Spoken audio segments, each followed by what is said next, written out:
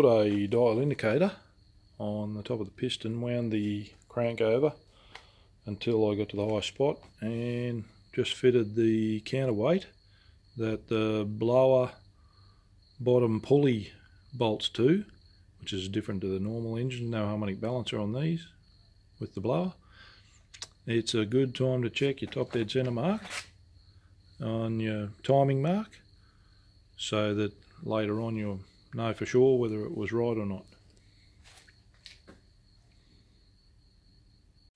Preparing to put the heads on, you can see the surface finish on the block is really smooth. Thanks very much to Blackie for doing that. I know that we've got the old O-ring grooves there, and you're not meant to put multi-layer steel gaskets on with those grooves still there. I've talked to a few people that have done it and they said it works fine. Cometic says don't do it, but what are you going to do? Also, when you look at the water port in the block, that water port in the block on these Mark IV big block Chevs, it never lines up with the gasket very well, but that one there. But they reckon it's to modify the water flow around the block and make it cool better. So it's fine. There's plenty of info on the net about it. Next thing to do is to get the thread grease, ARP thread grease, and put it on the studs. I like to use a paintbrush. When you wipe it on, it doesn't go everywhere, gets to the bottom of the thread, and it doesn't put too much on. So that's a good solution. These gaskets have a sealer coating on them, but I still like to put a tiny bit of raspberry jam around some of the water ports just to make sure that they don't weep. And this groove down here, they say that when it squashes down it will seal, but I feel better if I put a little tiny dab of raspberry jam in there to help it.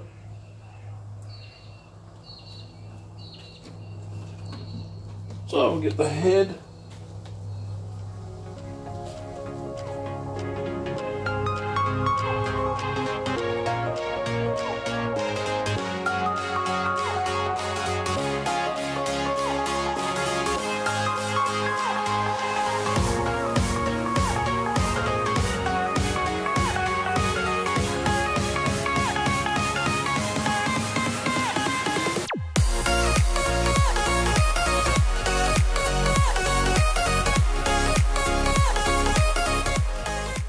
Going to tension the head studs up. Has to be done in 3 stages. Has to be done in the correct pattern. Correct pattern starts in the centre and goes out in a spiral, crossing each bolt as it goes out to the edge. So take your maximum tension and break it down into stages, and then do three tightens.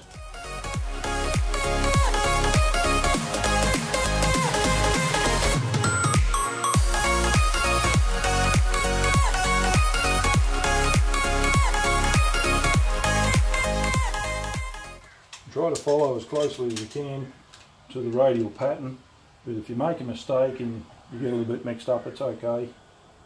Not the end of the world, but try to stick to that pattern.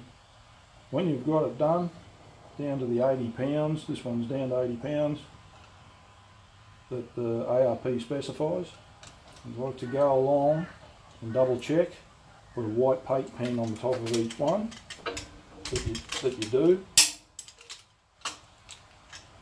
so that you know it's done, you know it's up to tension.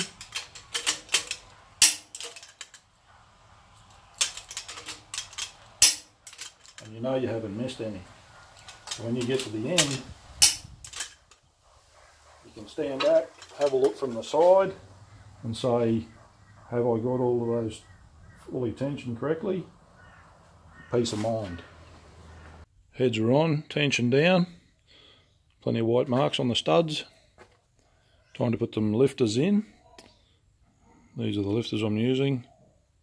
Solid lifter, flat tappet with the oil hole drilled in the centre for better lubrication on the cam lobe. Hope you could see that. Now some closer look, not sure if you can pick it up. There is actually a tiny hole right in the centre of that. Don't know whether it'll focus or not. There it is, you can see it. Bleeds a little bit of oil down onto the lobe. So the CompCam's cam lubricant onto the face of the lifter, and we've already done the camshaft when we put it in, obviously. Bit of oil on the side. Slip it in. 16 of those. I spent a bit of time painting and a bit of polishing. Starting to look good. Time to put some rocker gear on. I've sat the push rods in there. If you're using second-hand push rods, it's a good idea to check the little ball on the end, because if you're changing the lift on the camshaft, sometimes a small camshaft will leave a small ridge right on the edge of the hole. Then you change to a bigger camshaft, it travels further, breaks that piece off and smashes the end of the push rod. These ones are spot on, perfect, so no problem there. They're good push rods. With your rockers, get your camshaft on top dead center for this cylinder so that you don't have any valve lift at all, to check your geometry. First thing I've noticed is the studs that came with this head were a bit short. This distance here, where the posi lock screws on, it's a 7/16 stud, so you need at least 7/16 or 11mm sticking out. This one's only got about 8.5mm, so it's a bit short. So I've bought some new studs. They come in different lengths. I think the old ones were 1/75s.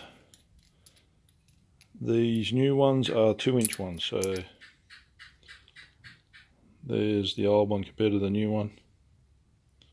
See the difference there? So 250 thou, 1/4 inch, 6mm approximately, difference in length. And you can see here there's a lot more thread, be a lot stronger. The rocker geometry is very important. An easy way to tell if you got it right is when the camshaft lobe is down, so the valve's closed.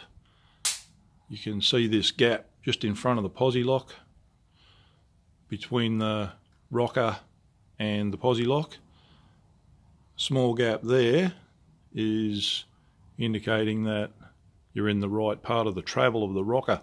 Also, if you look across the rocker, you can see that when the push rod goes up, the rocker tip goes down, that it moves within a range either side of square. And the roller then stays on the tip of the valve instead of running off either way. If your push rods are too long, this will be sitting higher. When the valve opens, the roller starts to pull off the back of the valve. When they're too short, the rocker starts to go close to hitting the front of the posi lock, and this part of the retainer goes very close to the bottom of the rocker just here. These ones have got really good clearance on them, but still it's important. I'm going to put the screw-in studs in. They need to be torqued up to the right tension. The inlet stud on these, some of them go directly into the inlet port, straight through. So you don't want boost leaking out, or you don't want to suck oil down into the port either. So you need to put a little bit of sealer. I just use a bit of raspberry jam on there. Bit of sealer on there. And on the exhaust stud, I just put a bit of the assembly grease so that they tension up nicely.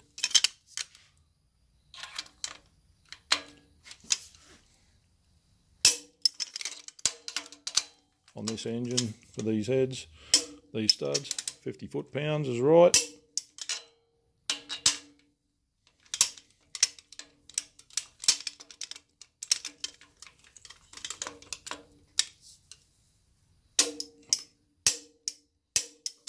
Double check, triple check, feels good. Okay, 16 of those. Screw-in studs are all in. tensioned up with the guide plates in place. Push rods are in.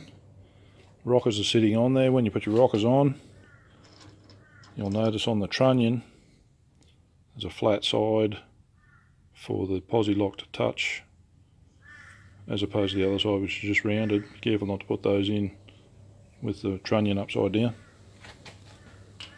A little bit of oil on the bearings in the roller tip, and in the bearings on the trunnion, and on the ball cup combo there where the push rod touches, because very high point loading, you don't want them to run dry at any point.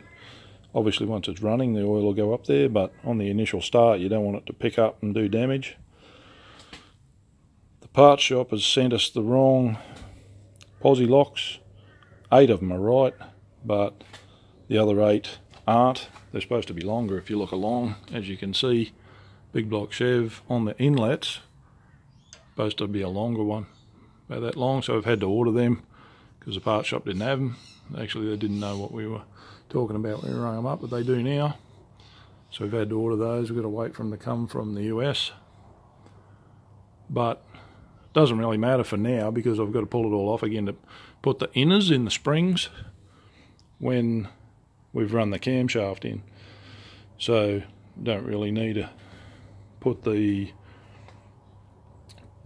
stud girdle on straight away, so there's no trouble there. Next thing you're going to do is adjust the valves, the clearance, the rocker clearance, valve clearance. What I'd like to do is I get the firing order, and I'll lay the first 4 numbers at the top, second 4 numbers at the bottom, and then use the opposites to get the engine in the right position to adjust the valve clearance. So when I'm adjusting number 1, number 6 has to be on the rock, 8, number 5 on the rock, 4, number 7 on the rock, so on, so on. There's a few other ways of doing it, but I like doing it that way.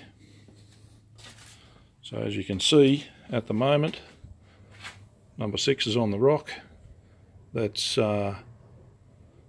exhaust closing, inlet opening, just as they change over. Then we go over, and number 1 is then on the right. You can't really see it in the shadow there, but number 1's in the right place. Double check it on the balancer there. Number 1's in the right spot. For this camshaft is 30 on the exhaust, 28 on the inlet. Adjust it down until there's just a slight drag. So not loose, not tight. And when you do the locks up, don't over tighten them, because it stretches everything and then they're hard to adjust the next time. Cylinder number 1's adjusted. The next one on our list is number 8. So 1, 3, 5. 5's the opposite. Number 8's there. 2, 4, 6, 8. So you can see that one's almost closed. So we go to number 5, which is the opposite. 1, 3, 5. You watch those two. You can see there that the exhaust is open fairly well. Wind it over. See the exhaust closing. There we go, the inlet just starts opening, so that's the right spot. So that's the opposite cylinder of number 8. So number 8 now is on top dead center. So I'll go ahead and adjust those 2 valves on that one and keep going until I've got them all done. The rockers are all adjusted. Got a white mark on the top of each one. When you finish, make sure you leave it on top dead center number 1, and that makes it easy to get the distributor in the right spot. So we've got to get number 6 cylinder back on the rock.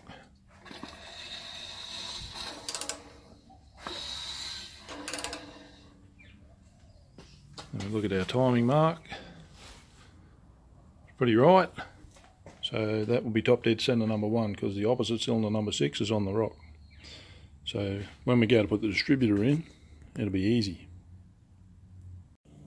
I'm just going to prime the oil pump and fill the filter. Get a screwdriver in the end of the oil pump, wind it clockwise, distributor goes clockwise, oil pump fills up with oil, fills the filter up, then fills the galleries up in the block, but you won't get oil pressure because the distributor forms part of the gallery that runs along this side. And you can see now oil's starting to run out of that hole. It goes round the distributor along that rail, so that means that the filter's full, oil pump's full, everything's pumping up. So that'll be just that little bit closer when you do actually finally wind it over to start it.